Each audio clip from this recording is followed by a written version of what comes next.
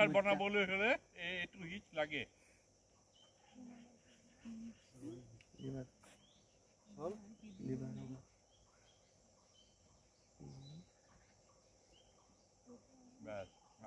এইটো হ্যান্ড ভৰাব পাৰে এইটো বান্ধি বান্ধি লেডাৰ বনাব পাৰে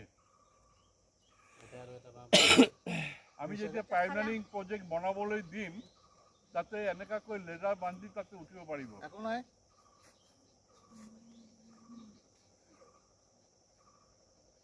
এই কিমান ওখ জানেনে